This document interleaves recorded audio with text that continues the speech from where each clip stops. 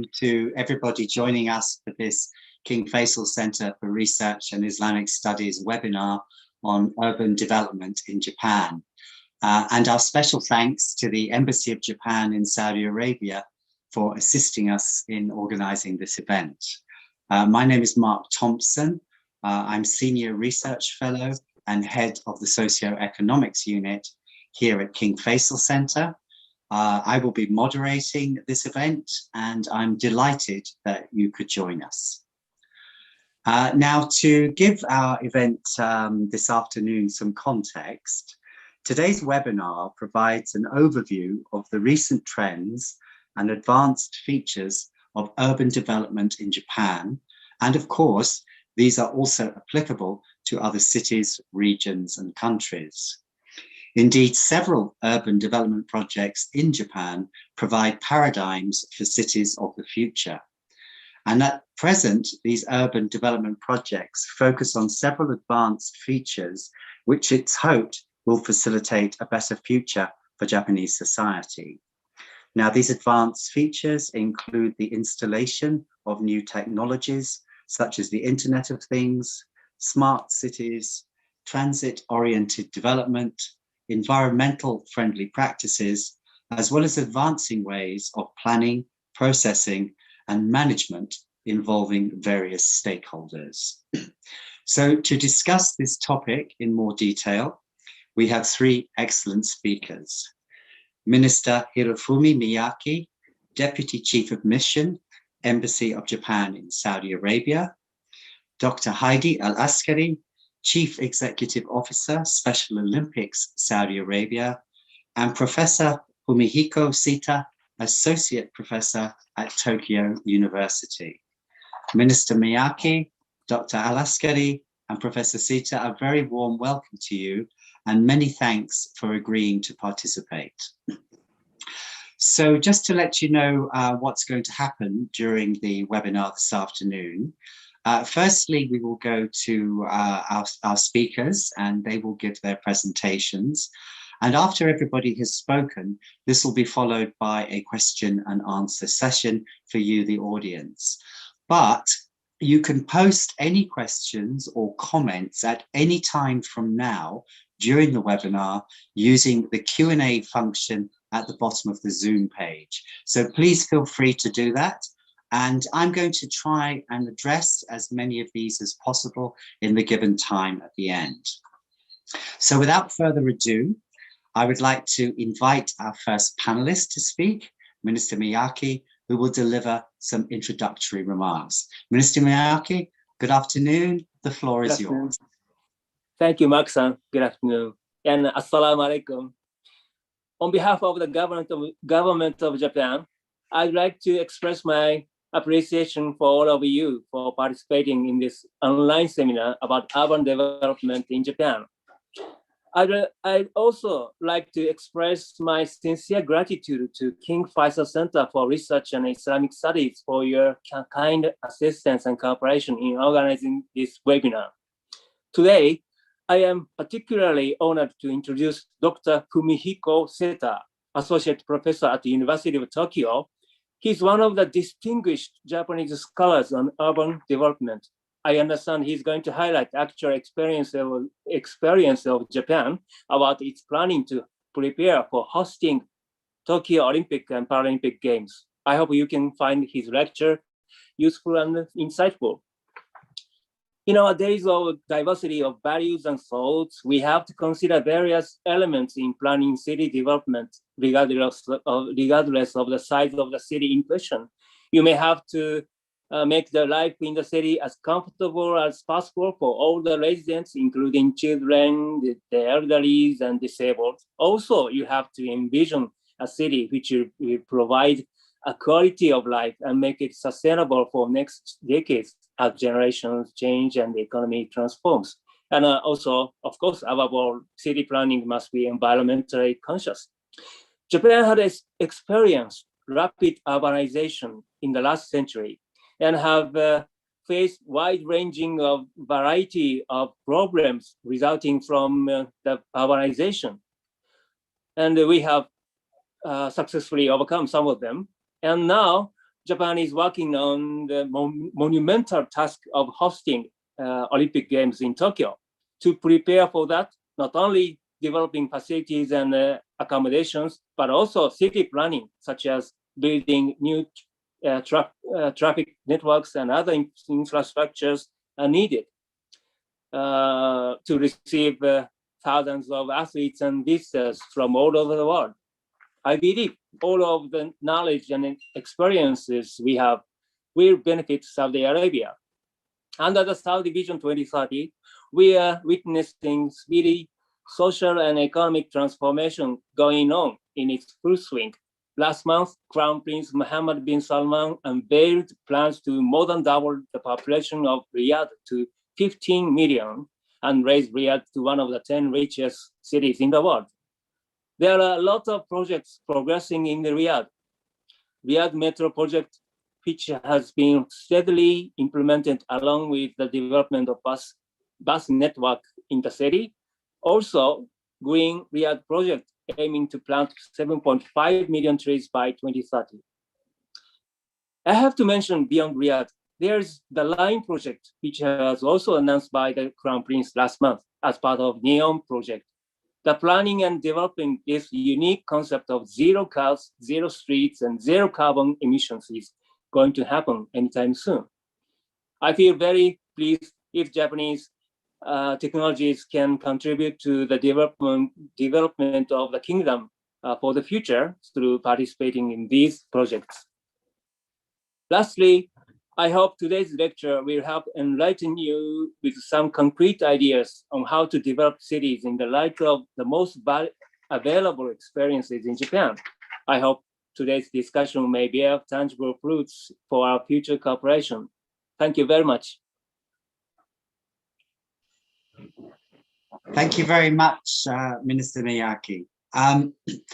Next, I would like to welcome Dr. Alaskari, who's going to discuss urbanism for all.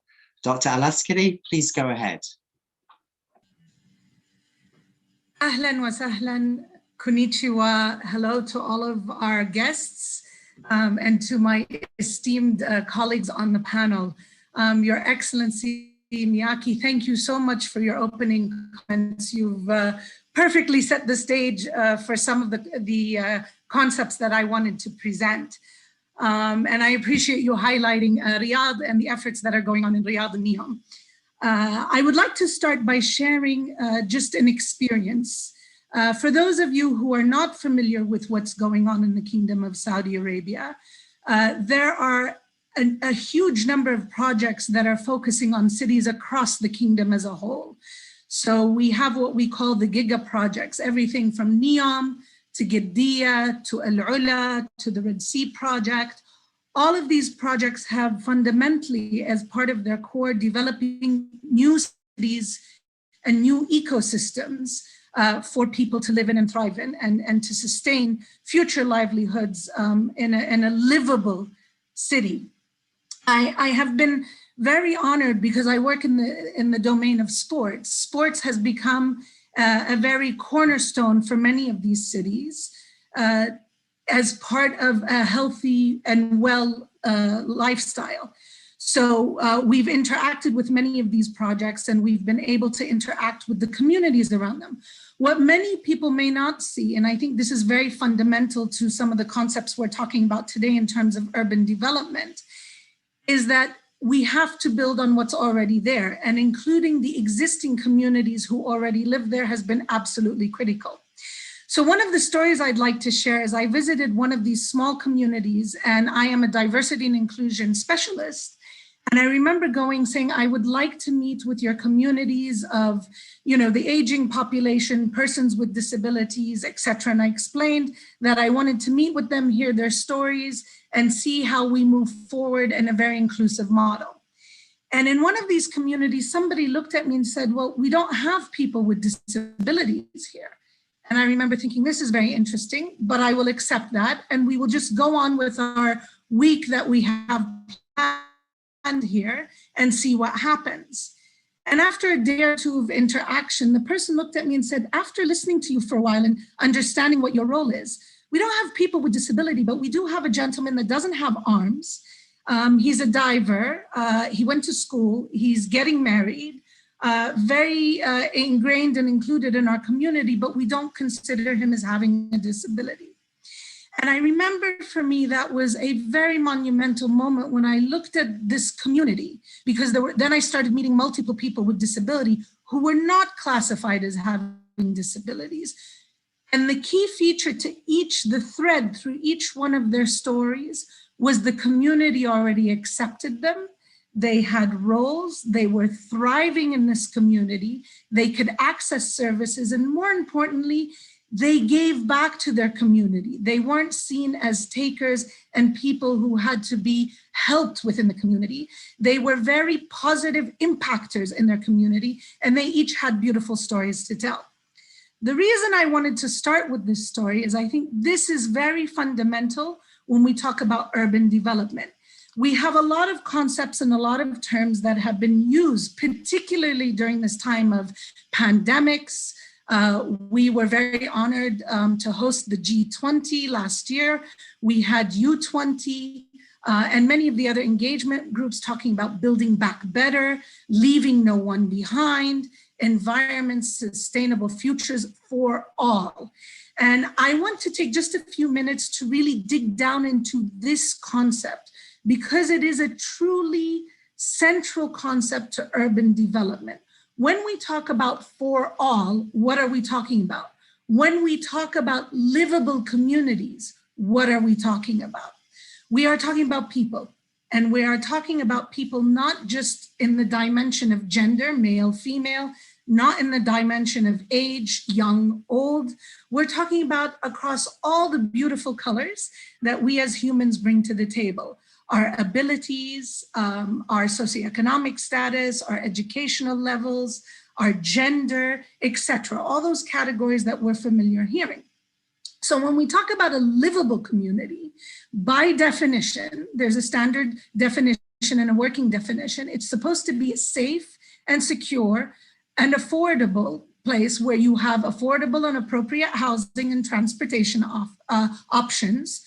There are offers supportive community features and services for residents of all ages, abilities, and it promotes physical and psychological well-being of residents. It is a place where people can live their entire lives if they so desire. There are guiding principles for livable communities that focus on designing places that promote good health, strong civic participation, and clear communication. This means it's safe, walkable streets, affordable housing, accessible transportation options, and opportunities to be socially engaged and included. These concepts sound easy, but when we talk about people and we talk about all, I think we don't really appreciate the magnitude of that. Today, there are about 7.3 billion people living in the world. By 2030, we anticipate 8.5 billion people to inhabit the world we all live in. Today, 15% of the population worldwide, about 1 billion people, are persons with disabilities.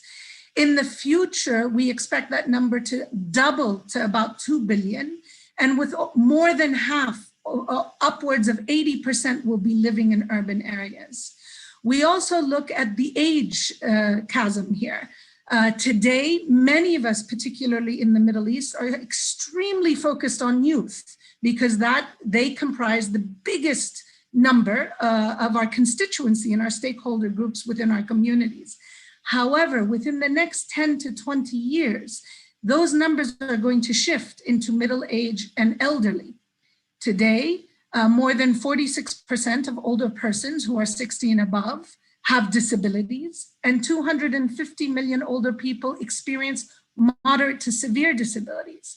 So in the future, we have various needs that will differ from our needs today. They have to take into account aging, they have to take into account persons who were relatively healthy today may have challenges in the future, and how do we include them in the environments moving forward?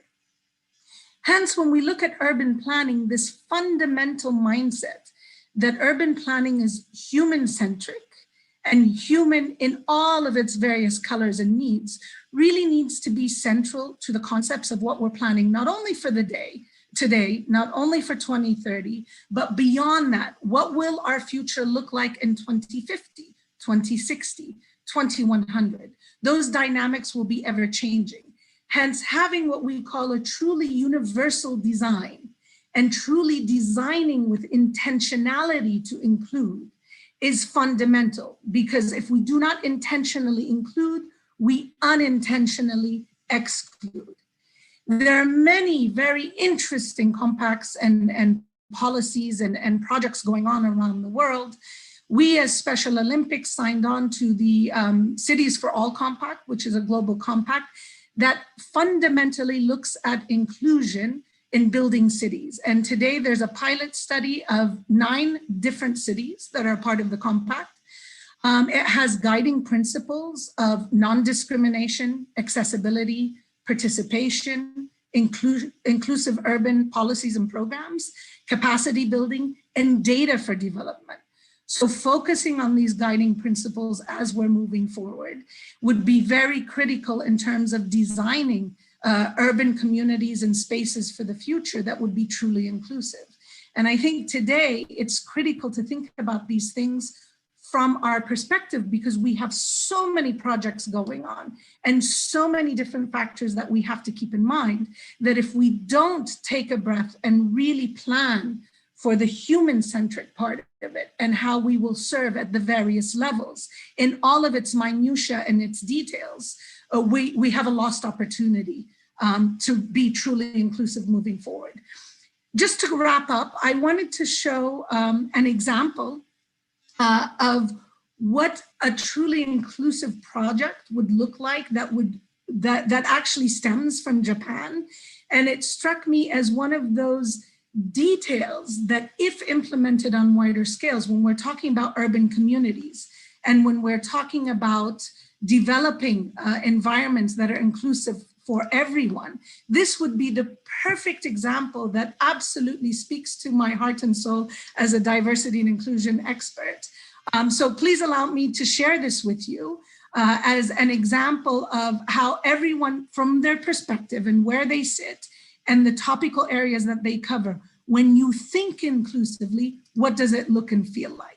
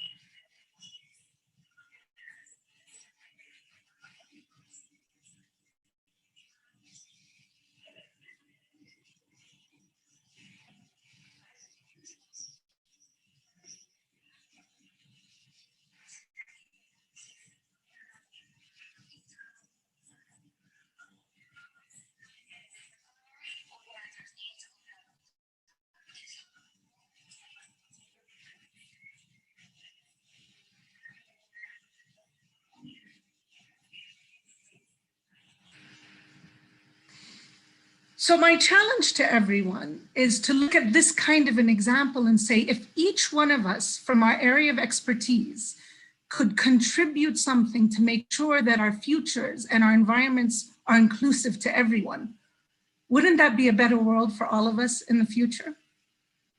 Thank you very much. Thank you very much indeed, Dr. Heidi. I mean, you raised a lot of, I think, very important points there, and a lot of things that we obviously need to think about. And it was very thought-provoking. And I'm sure we will have, sort of related questions for you a little bit later on. I know I've already thought of some, so thank you very much indeed. And now we move on to our presentation from Professor Seita, who is Associate Professor at Tokyo University, and we're delighted to welcome you, and we look forward very much to your lecture. Professor Seta, the floor is yours. Okay, thank you very much for introduction. My name is Fumihiko Seta from the University of Tokyo. I'm measuring urban planning and urban development. Firstly, I have to appreciate all of you to invite and to participate in this very, very interesting and important conferences. Today I was asked by mainly by Japanese embassy that I have to talk about urban development, contemporary urban development in today's Japan. Usually I'm studying or I conduct research about urban planning in the depopulated situation. Now Japanese population is decreasing. So my interest is very, very near to Dr. Alaskari's one. Actually, so I'd like to talk to it also, but this time I was asked to talk about a very, very positive side of urban development. So if you, some of you expect, my other kind of study, please ask me and I'll have another opportunity in the future. But anyway, today I'd like to explain about urban development in Japan. Just a moment, I'll share the screen. And today I have many slides, and because the slides are very heavy, so I'll send all of you the references. Most of them are in English, so maybe Arabian people also understand if you are interested in. And just a moment.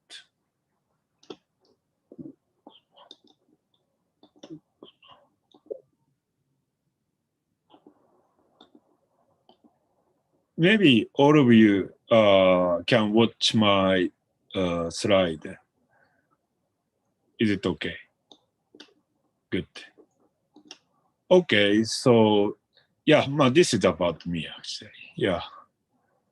Actually, I have never been to Saudi Arabia. So last year I had a chance, but because of the COVID-19, the plan was cancelled. I'm very sorry about it.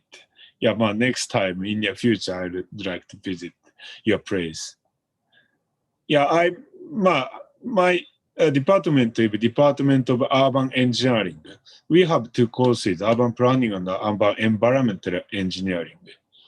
We are now especially in charge of international development and regional planning. So there are many foreign scholarship students. Unfortunately, not from Saudi Arabia, but mainly from Asian, Southeast Asian or Southern Asian countries. This is Japan. Maybe you know. And Japan have very big metropolitan areas, regions, and most of national land are covered by the forest. More than the 60% of the national land is covered by forest. But maybe if you watch TV and the introduction of Japan, photographs or videos of Tokyo or Osaka is very often broadcasted, and your image about Japan is those in the city or metropolitan area. Actually, it is true because based on the statistics of the United Nations, Tokyo metropolitan region is still the most biggest populated so-called mega city. The population is 37 million people, so very huge. The second largest city is Osaka. Osaka was sometimes called by other name, Kinki or Kansai, together with surrounding prefectures, and which also counts nearly 20 million people. And today I'd like to explain about the characteristics of, especially urban development of Japan. But this is closely related to planning, so I include this one. First one is urban development and management. Management is a very important keyword in contemporary urban development in Japan. And the second one is TOD, transit-oriented development, which enhances the use of the public transportation. And the third one is land readjustment, which is a very useful method to develop the land for the urbanized area. And the fourth one is smart city.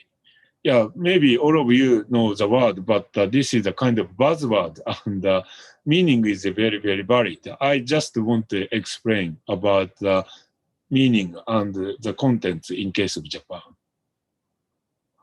This is a photo of Japan, and even only from such kind of photo of Tokyo, you can understand some characteristics of Japanese urban development.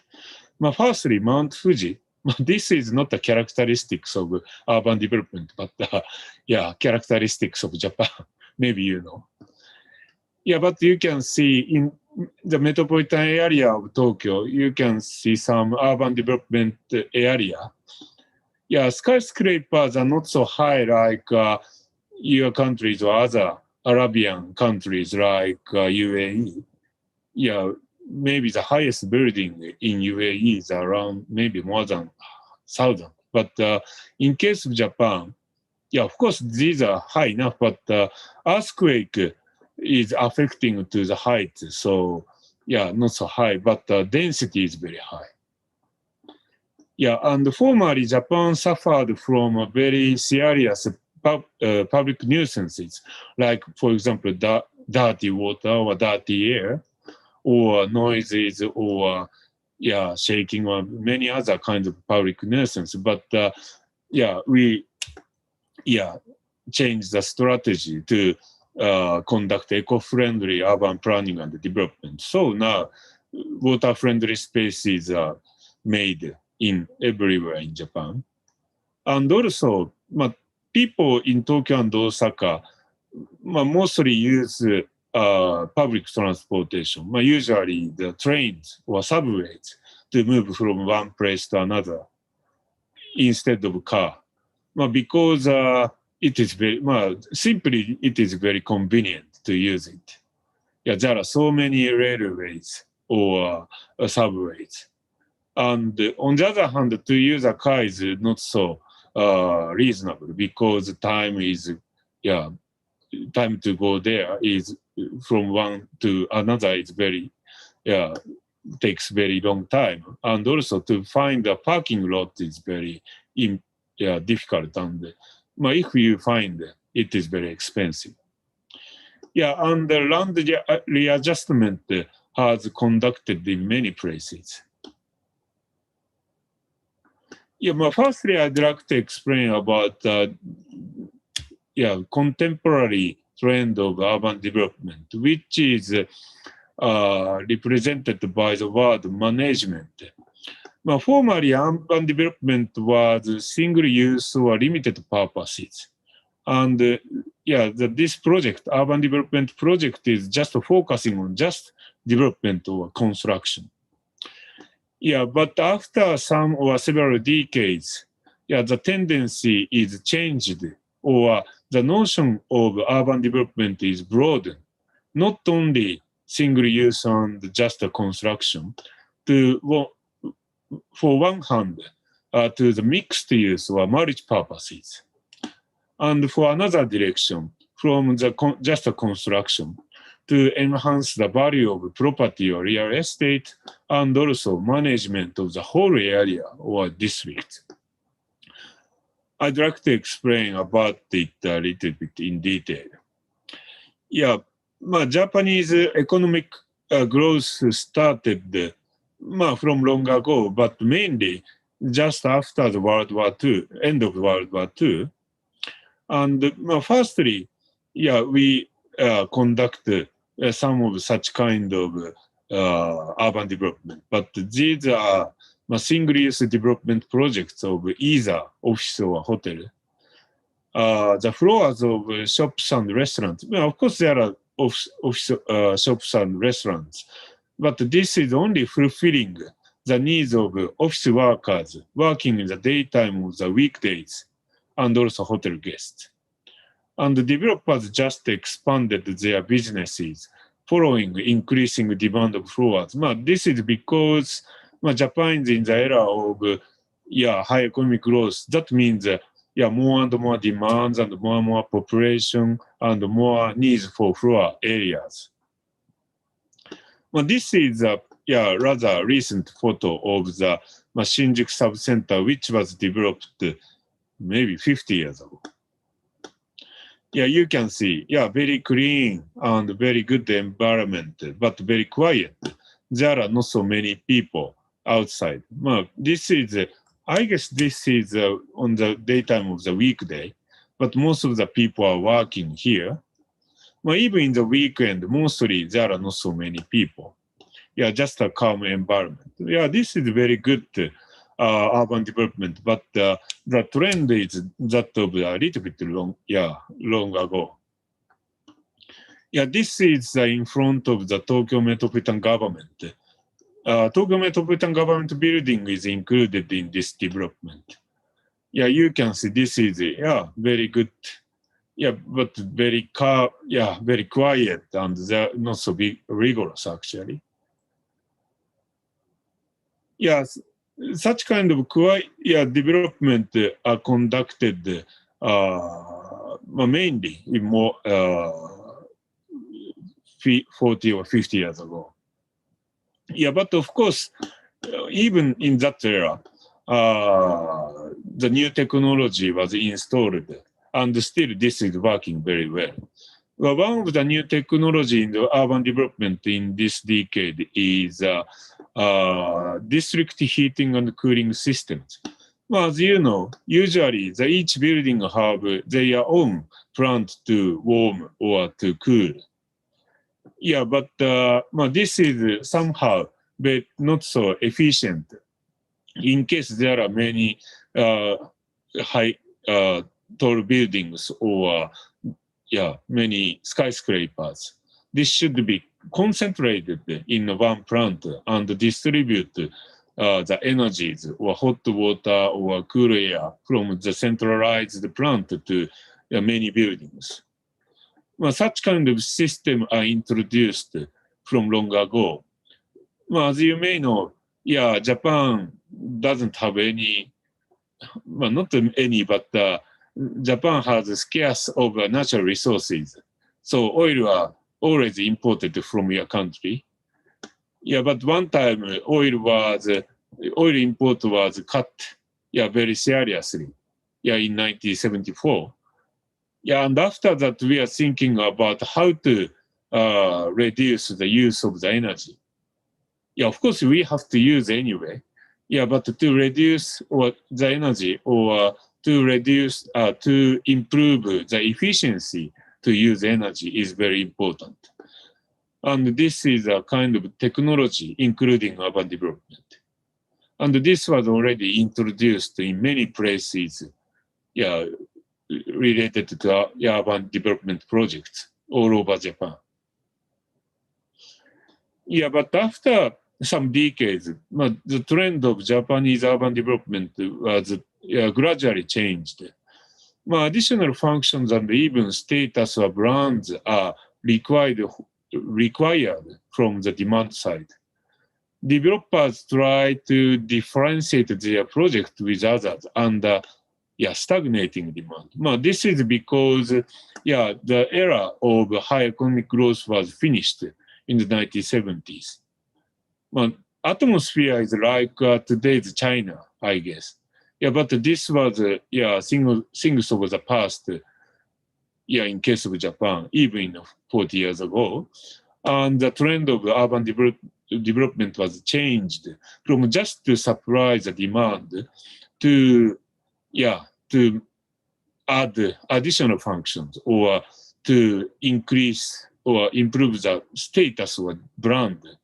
That is realized by the mixed use development, not only including just offices, but also many functions. This is, Ebis Garden Place was a former around for the brewery. They made beer. So the owner company of the land changed the use of the land from brewery to such kind of development. But they just don't supply the office spaces. Actually, this is the office building, but in front of the office building, this is a kind of very monumental, maybe restaurant. Of course, they provide beer. But for example, this is a hotel, this is condominiums. This is also condominiums. And even not only the weekday in the daytime, in the weekdays, but also weekends, there are many people because this is a department store. And this is actually a museum for photographs. And there are many people who come to there to visit, even in the weekends, with their families. You can see, there are many people. Maybe this is a weekend. This is not like Shinjuku, actually. Such kind of development are gradually necessary in case of urban development in Japan. This is maybe 20 or 30 years ago. And the contemporary trend of this century, around approximately from 2000s. The developers try to add extra value than just supply the amount of floors, and also appeal the attractiveness to the people to establish the special brand. This is Marunouchi. This is near Tokyo Central Station. This was developed more than 100 years ago. In that sense, this is inheriting the traditional way of urban development. So this is originally very quiet in the weekend or in the night. But the very big real estate companies which manage these areas try to change the trend or tendency of their urban development to such kind of inviting commercial functions or installing residential functions. Here, no residential functions, but mainly here to invite many commercial functions and to invite activities, not only in the daytime, in the weekdays, but also in the weekends. You can see, this is Tokyo Central Station. This is owned by the very big railway company. And this is a very traditional, very good atmosphere. This is the outside of the buildings, and this area consists of railway companies and also many real estate companies and also many landowners and building owners. They are collaboratively try to conserve this old station. And this land for old station have additional floor area ratio, and this was transferred to the next building. Next building is here. So this building is higher than the original regulation. And this company which owns this building may provide the money to conserve this traditional old central station. And this is contributing both for the increasing demand for the office floor and also the enhance the atmosphere of this area. That will in turn to the invitation of many and more passengers, not only from Japan, from the overseas countries. yeah, the real estate companies here also have many kinds of other projects, like conserving some other buildings and to operate shuttle buses and to enhance the opening of restaurants or cafes to invite many activities in the weekend. Well, this is also the part of the trial. I just skip and maybe I will return. Excuse me. Yeah, and this real estate company tried to hold many events. Both in the buildings, there are some halls. Yeah, but also there are many events in the outside of the buildings. This is a road. Yeah, they are negotiating with the local government and to get the permission to use the public road for their own event and to enhance many activities. And this is a very symbolic project to reduce the CO2 emission. You can see very beautiful girls or ladies here in front of the Tokyo station. And, yeah, they are trying to cool down the very hot surface of this urban development area. Yeah, this is very symbolic and maybe not so very big actual effect to reduce CO2 emission. But yeah, they show that they are already trying to reduce their CO2 emission by many kinds of activities. Of course, including the very good building to reduce the emission of CO2 or many other ways. Yeah, but this is a very symbolic event or very big event. And now Japan have a tendency of the urban development and also management. We call them a kind of area management. I think, this is a kind of Japanese English. Yeah, but it can be translated as city center management activities.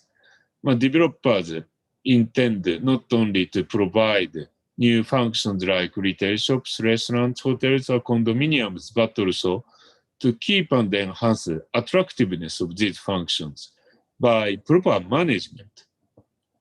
So, formally, Japanese real estate developers or even infrastructure developers just to develop construct and that's all. But now they are also thinking about the long way after the urban development and completion and opening of these buildings or functions. And today's one of the main issues of today is smart city or IoT.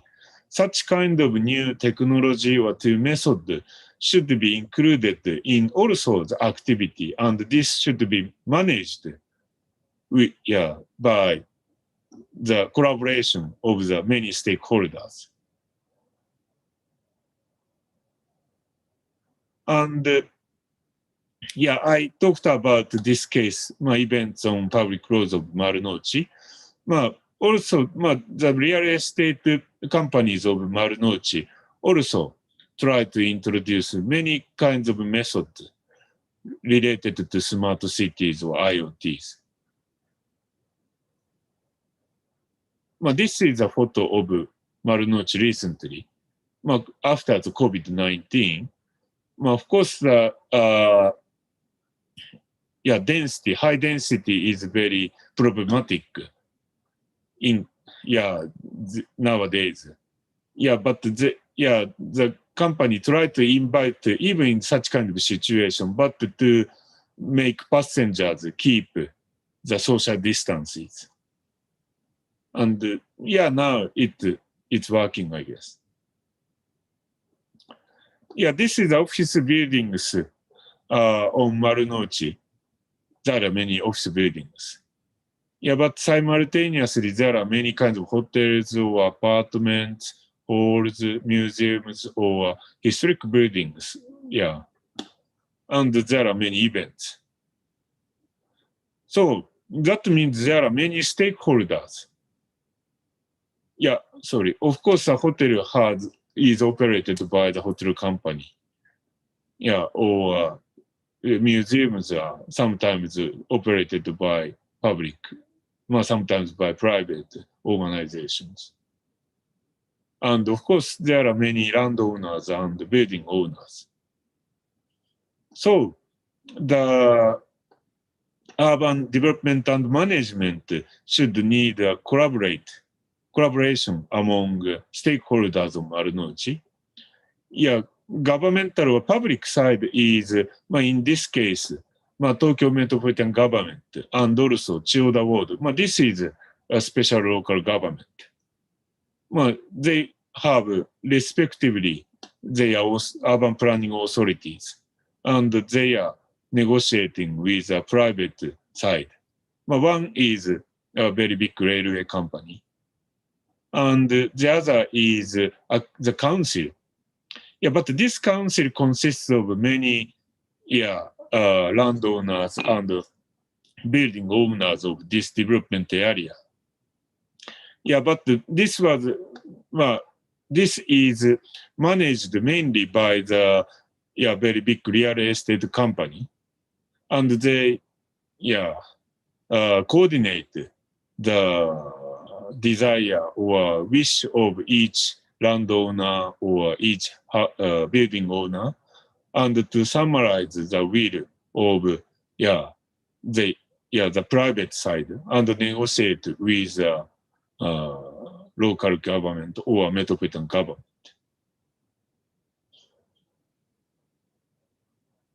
Yeah, such kind of activities should be enhanced. Also, in case of smart city or to introduce IoT, I'll introduce later about the example. Yeah, later. Anyway, if I summarize this movement from single use to limited purpose, from just development of building to management of properties and even areas, from just physical or hardware planning to activities or software, from outputs to outcomes.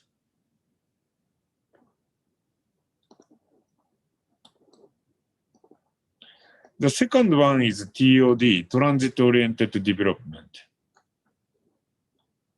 Yeah, you can see so many railway and subways, and I'm Tokyo, but I cannot grasp all the railways or subways. Yeah, the very significant characteristic of Japanese two metropolitan area is the share of public transport. This is much higher than the other European megacities. Yeah, but if we compare with the Japanese regional or rural cities, this is a very big difference. In the regional cities in Japan, most of the people use cars. Yeah, but in case of Tokyo and Osaka, many people use public transport. Yeah, actually, I don't have a car. I have a license, but I sometimes use a rent-a-car or share car only. Yeah, this is near my hometown, and there are many railways, including Shinkansen railways, and this goes to the respective directions. So many railways, and and not only in the city center or sub-center, but also in the suburban area. There are development, and such kind of development enhance the use of public transport. This is a typical suburban transit-oriented development on Futako Tamagawa Station. This is around 15 kilometers from the city center of Tokyo. And you can see there are several buildings, tall buildings. And these are the transit-oriented development developed by railway, private railway company. And you can see the facilities to enhance the use of public transport, buses or taxis or some others. Yeah, and I explained about the characteristics of today's urban development. And this trend are influencing also on such kind of TOD because there are 4 buildings and 1 building have mostly residential, 1 building retail and parking, 1 building is retail and offices, 1 building is almost retail only. Yeah, that means they are these buildings. Yeah, that means passengers come here both in the weekdays and weekends, and in the daytime and maybe night, from the morning to the evening. Yeah, and also, this is operating source or financial resource of one railway company. One of the very unique characteristics of Japanese railway companies in the metropolitan area is they are financially independent, basically. Yeah, but the railway company has, of course, railways, and they earn the money from transportation. But you can see, more than half of their revenue is not from transportation, but the real estate and retail, leisure, or some other provision services. So this is a kind of variation of the business sources for the railway companies. Such kind of characteristic enable the TOD in case of Tokyo and Osaka. If I add the situation of today's Japan, Tokyo is still not depopulating. The population is still increasing, but in near future, the trend will be reversing to the depopulation. And of course, it affects the business model of railway companies. So that will be a very big challenge for the railway companies in Tokyo in the future.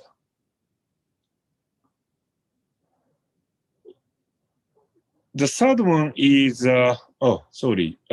this is, so not the third one, sorry, but this is also a TOD in the built-up area. This is a typical urban planning or zoning of a built-up area in the metropolitan area in Tokyo and Osaka. You can see that along the trunk road, there are orange line. This means more floor area ratio and more kinds of usage are allowed. So you can see that this is along the trunk road, and there are taller buildings. Most of them are maybe condominium, and some of them are offices. And behind the taller buildings, there are some smaller buildings or detached houses. So this is a very typical shape of Japanese built-up area in Tokyo and Osaka. And the station is just under the this crossing. So many people tend to use this station because for most of the floor areas, the station is very near. So this is a land use zoning of Sumida district in Tokyo. You can see along the trunk road, the floor area ratio is higher than the other places. And either railway, subway, or buses are along this road. Not railway, but mostly subway or buses. So it's very useful for the people to use trains or buses.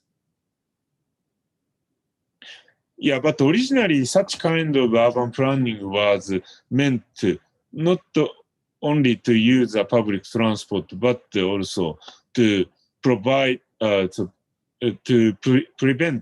the fire from the one district, one block to another. This is fire, especially in case of earthquake, there may be a very big fire, very, very big fire. Originally, this district was fired, yes, 2 times. One is by very big earthquake in the, about 100 years ago. And the other is, by the bomb of the United States in the, World War II. This was also very long ago. Anyway, now there is no war in Japan, but there will be earthquake in near future. There are still many wooden buildings. So this very large and concrete buildings become a buffer to stop the extension of the fire.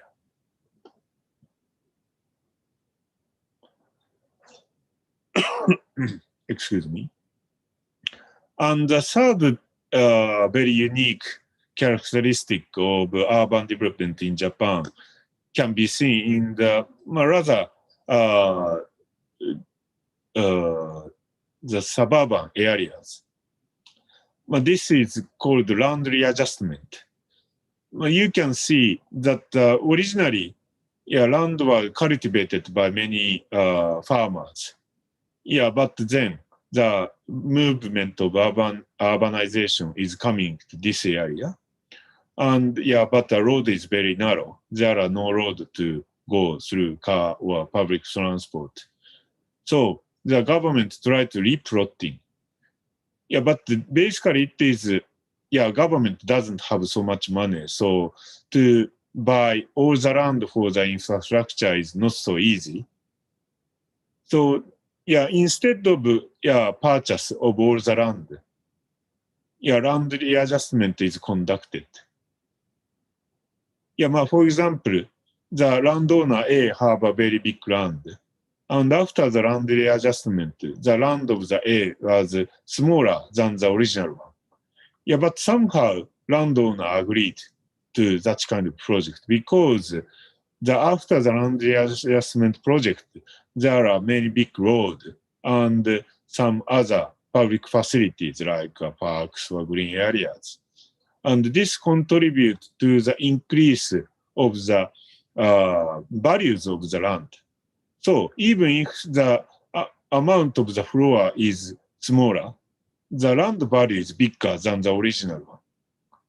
Because many infrastructures are developed and urbanized. So not all, but most of the landowners are agreeing to such kind of projects, land readjustment projects, and built up area are developed by the infrastructure, more like that, or like that. This is the combination of the station area development. This is now called TOD, and also land readjustment here. And surprisingly, approximately 27%, that means 1/4 of all built-up areas in Japan has been developed by the land readjustment projects.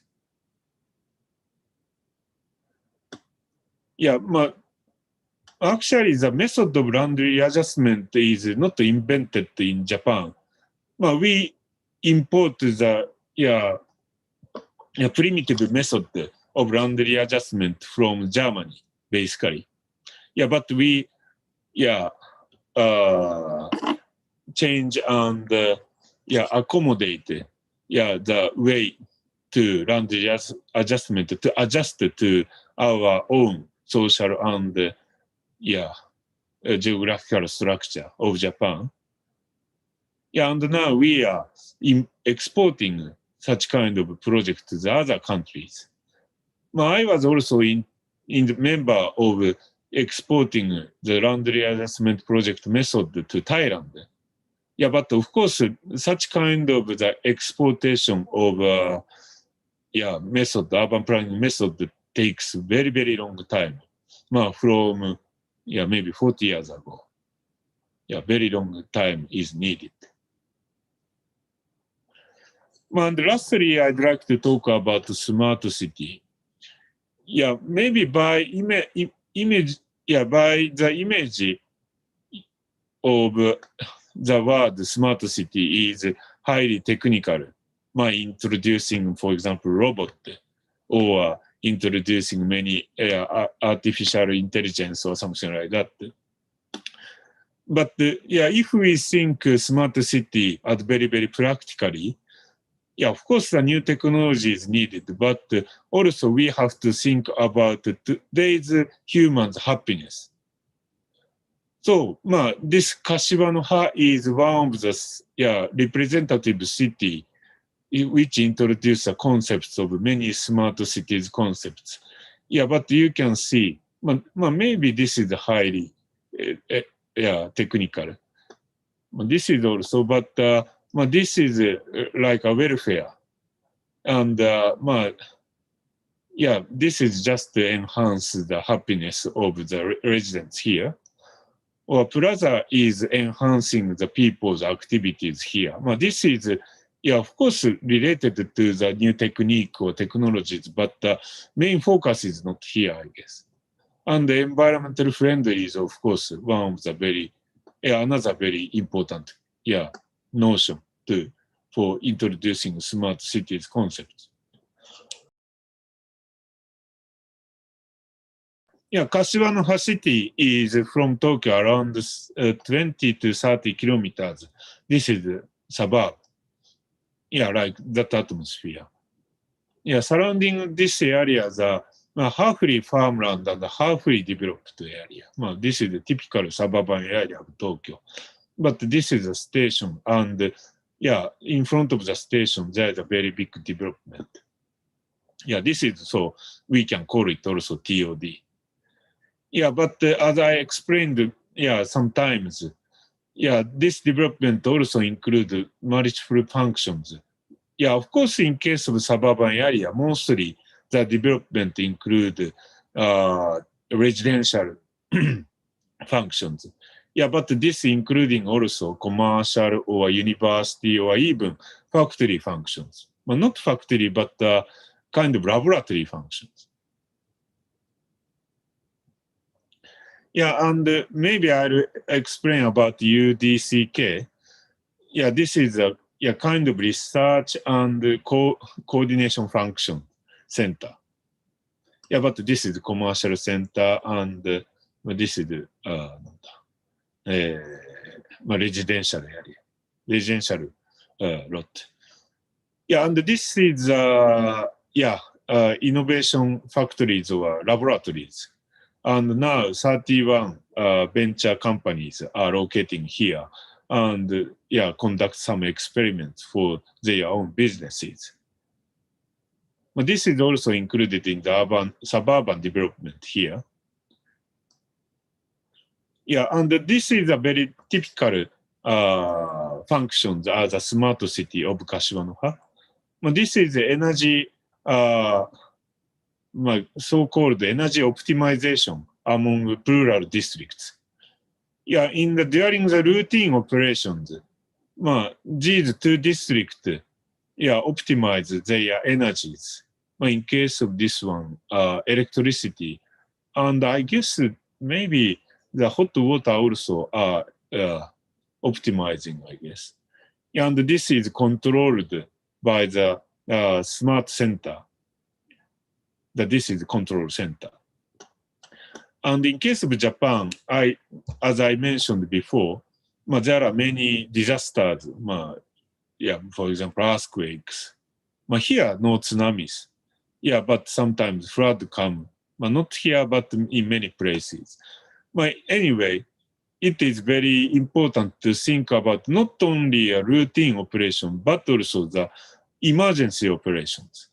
So in case of emergency, this optimization is extended not only from these two districts, but also to other districts, which is mainly located affected by the residential functions. Solar power or other kind of powers are supplied each other. Mainly from the district, commercial district to the residential district. This system was covered by such kind of complicated system. Of course, to to enhance the energy efficiency in each buildings is important. But urban development enables to optimize the use of energy and the emission of CO2 gas as a whole district. This is a very important notion of the smart city in case of Japan.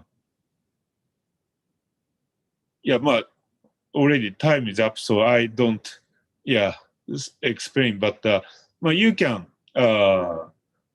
reach to this document if you are interested in by the reference I sent you.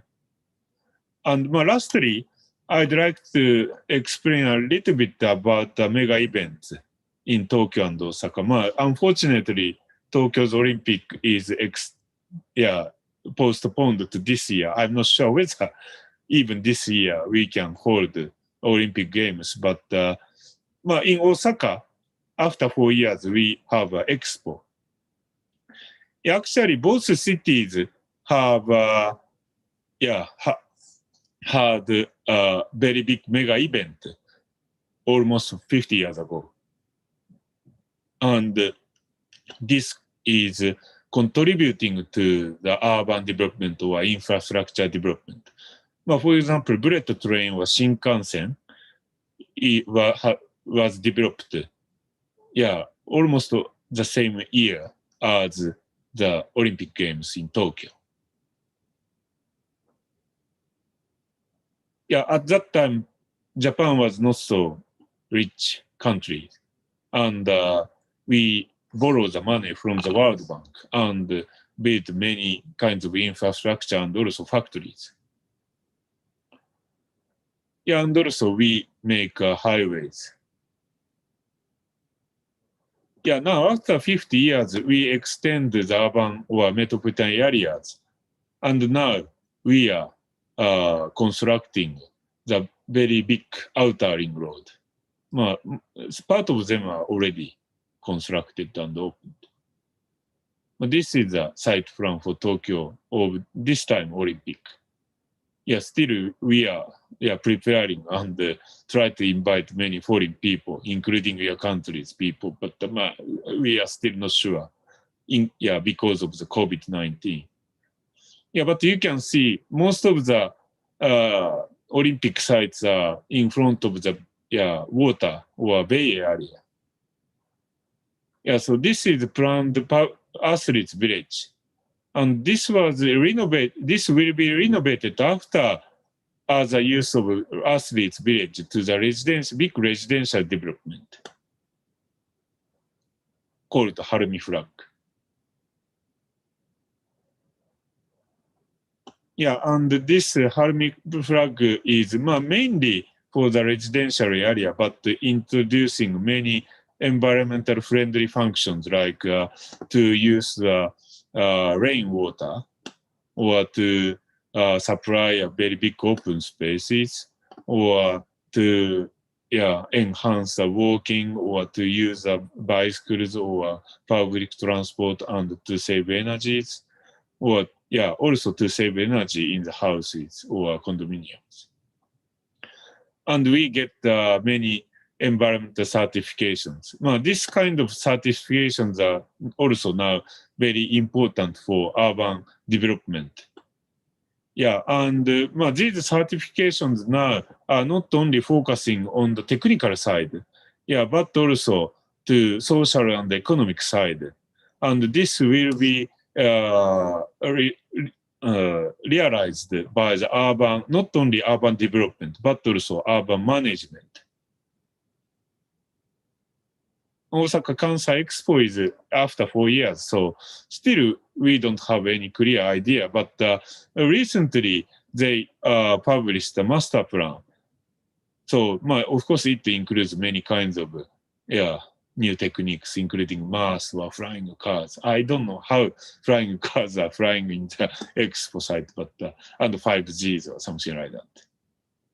Yeah, and this is connecting, together with a very big infrastructure project of very rapid train.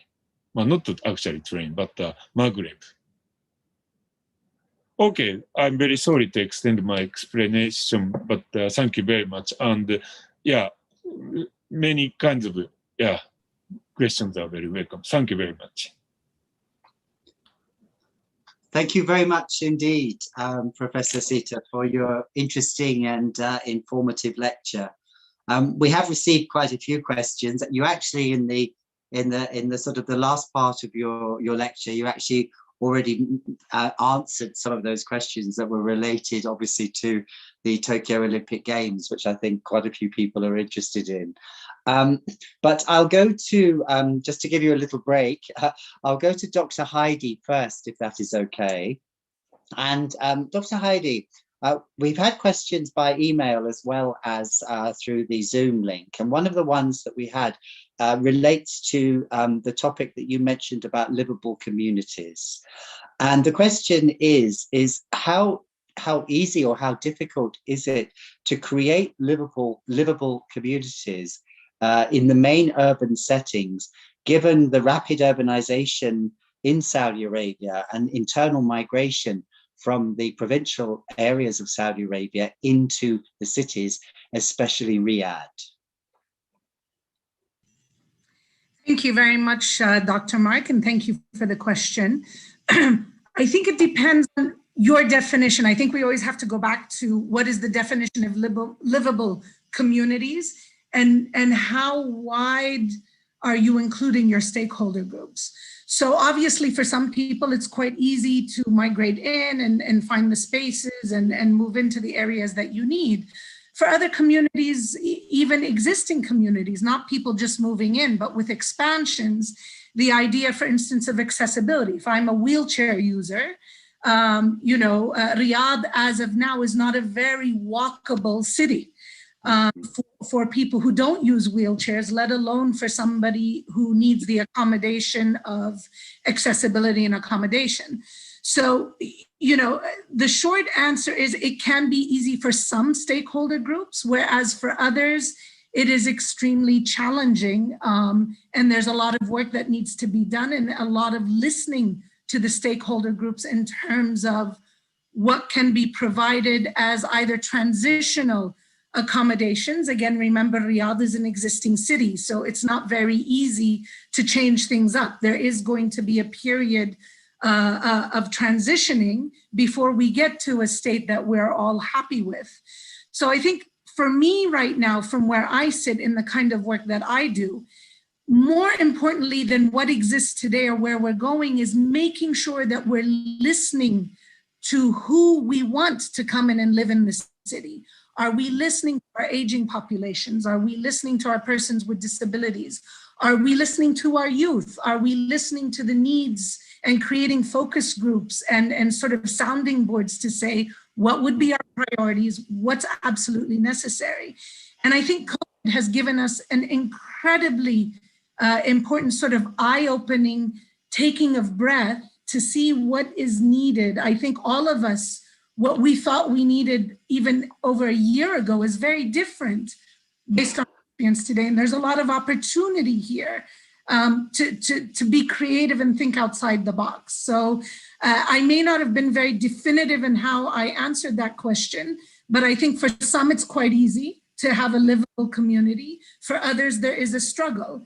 And I think the big key here is we have to have platforms where we have all individuals voice their needs and be able to match and serve those needs in our future plans.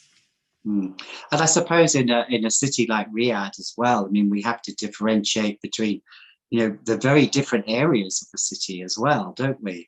Because I mean, there are parts of Riyadh are like chalk and cheese, aren't they? And that is obviously clearly a factor as well. Thank you very much indeed. Thank you. Actually, you've just Dr. Heidi just picked up on something which Professor Sita, if you don't mind, I'll come to you.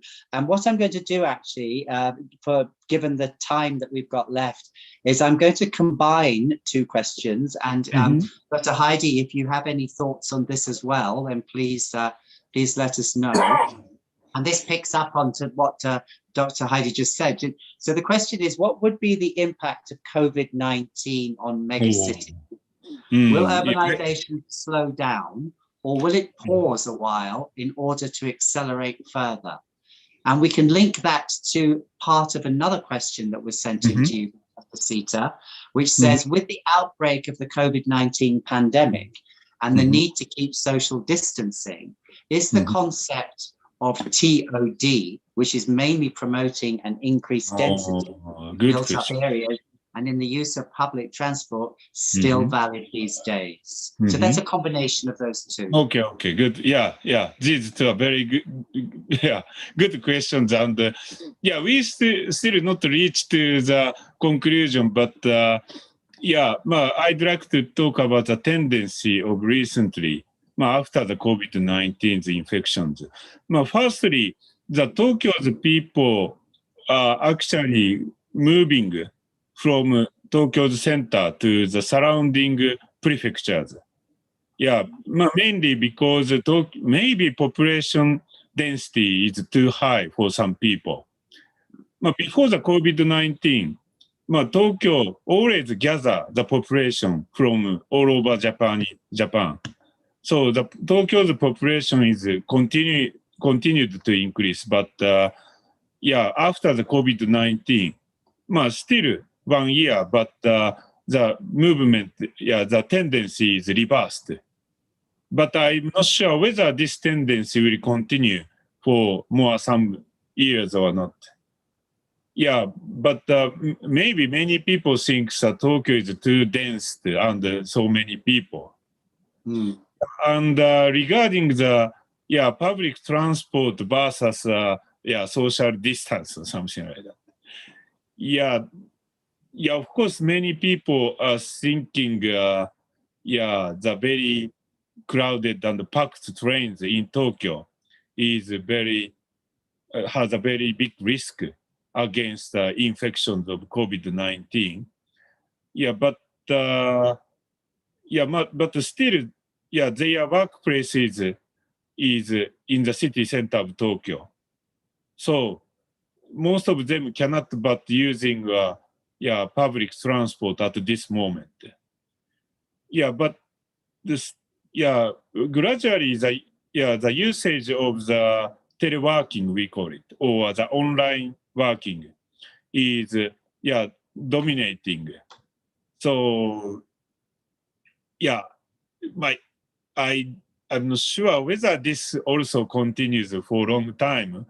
But some companies already changed their strategies to the employees to come to their central offices to stay let them stay in the home and to work online. So in that sense, public transport is in the very big how to say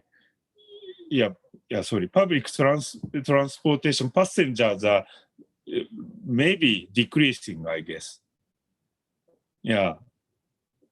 But I don't know how much decreasing or not. Japanese last year just after the canceling of the emergency announcement, the many Japanese employees change again the attitude from online working to the commuting to the city center again. So this is a kind of inertia of the Japanese societies. especially in Tokyo. Yeah, so now, for example, the central government think about a decentralization from Tokyo to some other regions because Tokyo's too high density.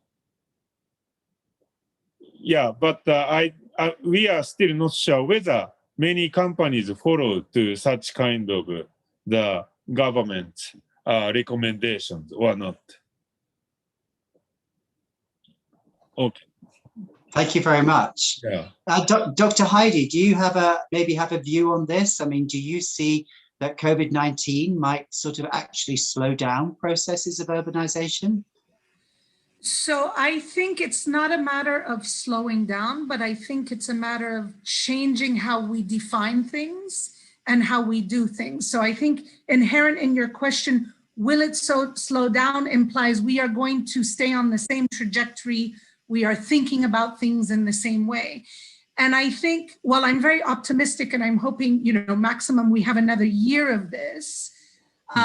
I'm optimistic that hopefully things will go back to a semblance of normal.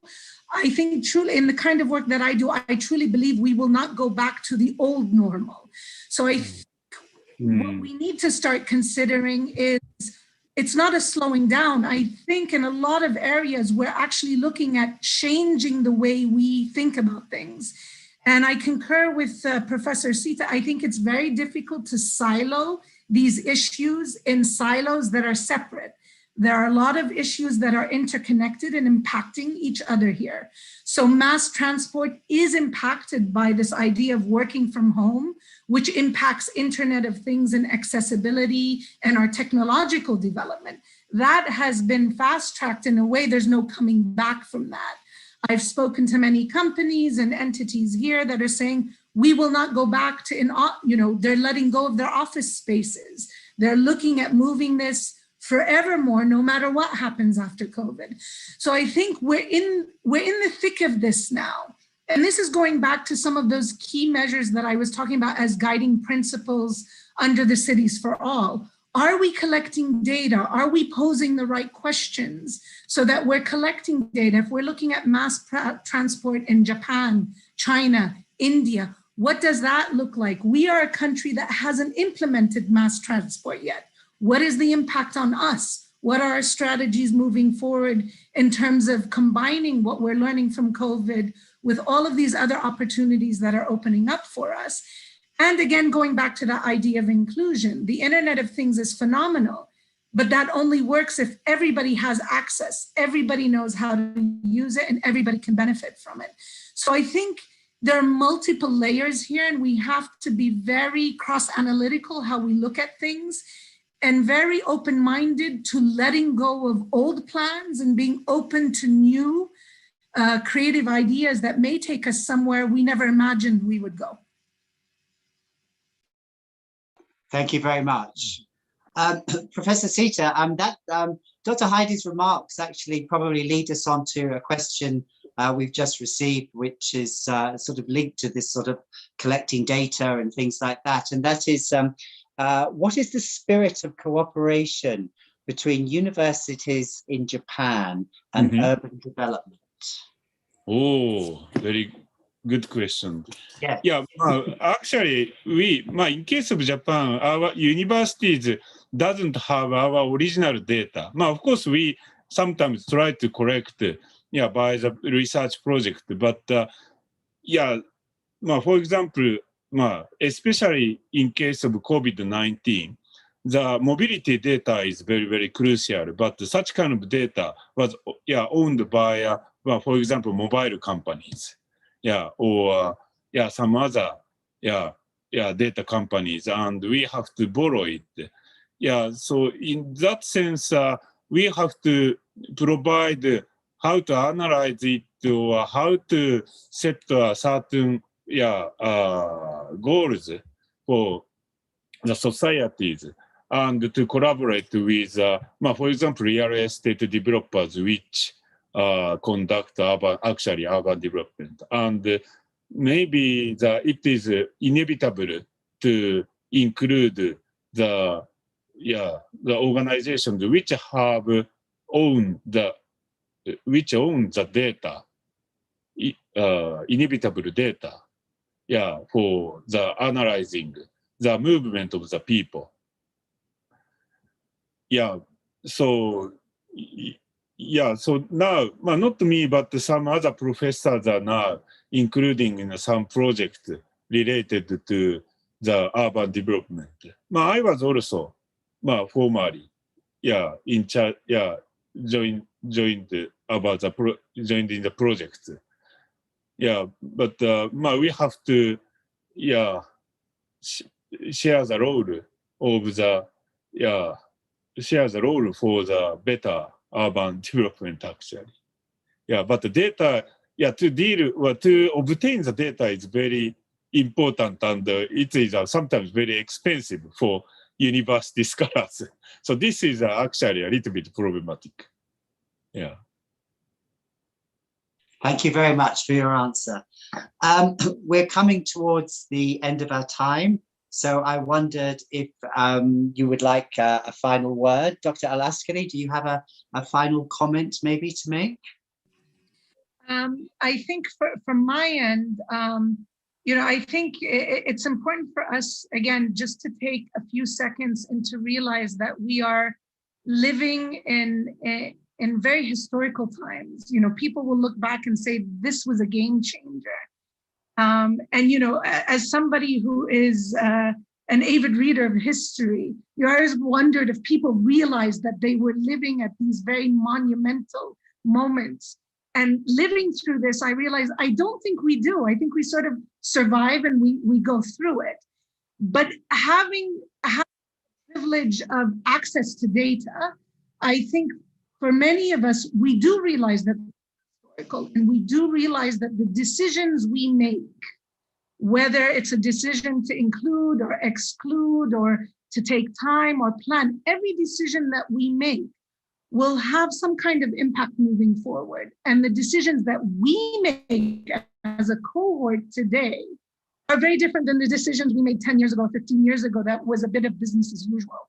So I think particularly for urban development, particularly today with the awareness that we have, the access to data, the access to tools that can help us analyze, I think each and every one of us here takes away a huge responsibility and needs to think about what is our contribution. Because in the past, contributions used to be much more organizational and organized. But today, each individual can make an impact in a way we haven't seen in history. So my final comment would be, again, a challenge. How can each one of us walk away and be part of that discourse? What does our future look like? What do our future cities look like? What do we want it to look like for our children and grandchildren? And you can be a part of that change. So good luck. It's a huge responsibility, but I firmly believe, I'm optimistic that we can make it a better place. Thank you very much indeed for your final thoughts. Professor Sita, do you have any final comments, final thoughts you'd like to share with us? I always inspired by the comment of Dr. Alaskari. And regarding the data, again, the influence of COVID-19 seems to be different in many countries, and collecting data or collecting personal data seems to be one of the very key points. Some countries control the personal data, integratedly collect the personal data and successfully prevent the infection. But this seems to be the invasion of privacy or something like that. So, of course, to realize the smart city technologically is on one hand very important, but on the other hand, to keep the privacy or to maintain the will of the people, not to be managed by the certain government or the company is also very important. But if we talk about this issue, maybe it takes more time. So I finish it, and I'll try to answer later. All the questions. There are many important questions. So thank you very much here. Thank you very much. Thank you. Unfortunately, we've come to the end of our time.